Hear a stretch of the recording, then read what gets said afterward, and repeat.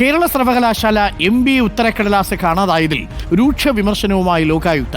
ഉത്തരക്കടലാസുകൾ സംരക്ഷിക്കേണ്ടത് സർവകലാശാലയുടെ ചുമതലയാണെന്ന് ലോകായുക്ത വ്യക്തമാക്കി. പുനഃപരീക്ഷ എഴുതാത്ത വിദ്യാർത്ഥിക്ക് ശരാശരി മാർക്ക് നൽകാനും ലോകായുക്തയുടെ നിർദ്ദേശമുണ്ട്. സർവകലാശാലയുടെ വീഴ്ചയ്ക്ക് വിദ്യാർത്ഥി ബുദ്ധിമുട്ടുന്നത് സ്വാഭാവിക നീതിയല്ലെന്ന് നിരീക്ഷിച്ചാണ് നടപടി. ശ്യാം ദേവരാജിന്റെ കൂടുതൽ വിവരങ്ങളുമായി. ശ്യാം ദേവരാജ്, കണക്കിന് കിട്ടിയോ ലോകായുക്തയിൽ നിന്ന് സർവകലാശാലയ്ക്ക്? ഡോക്ടർ അരുൺകുമാർ, നമുക്ക് അറിയാവുന്ന കാര്യമാണ് കേരള സർവകലാശാലയിലെ MBAയുടെ ഉത്തരക്കടലാസുകൾ അധ്യാപകൻ വഴി നഷ്ടപ്പെട്ടതും ഇതുമായി ബന്ധപ്പെട്ട് ഉയർന്ന വലിയ വിവാദവും അവസാനം ഈ അധ്യാപകനെതിരെ അടക്കം നടപടിയെടുക്കുന്ന അവസ്ഥ വരെയും ഉണ്ടാവുകയും ചെയ്തു.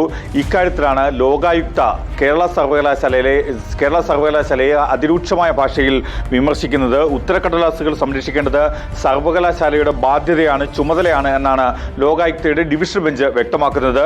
സർവകലാശാലയുടെ വീഴ്ചയ്ക്ക് വിദ്യാർത്ഥി ബുദ്ധിമുട്ടുന്നത് സ്വാഭാവിക നീതിയല്ല എന്നുകൂടി ഡിവിഷൻ ബെഞ്ച് വ്യക്തമാക്കുന്നുണ്ട്. പുനഃപരീക്ഷ എഴുതിക്കാനുള്ള സർവകലാശാലയുടെ തീരുമാനം യുക്തിപരമല്ല എന്നാണ് ഈ ലോകായുക്ത ഡിവിഷൻ ബെഞ്ച് വിലയിരുത്തുന്നത്. കാലതാമസത്തിന് ശേഷം പരീക്ഷ എഴുതാൻ നിർദ്ദേശിക്കുന്നത് ശരിയായ നടപടിയല്ല എന്നാണ് ലോകായുക്തയുടെ മറ്റൊരു വിമർശനം. കാലാന്തരത്തിൽ അക്കാദമിക് കാര്യങ്ങൾ ഓർമ്മയിൽ നിന്ന് മാഞ്ഞു പോകാം.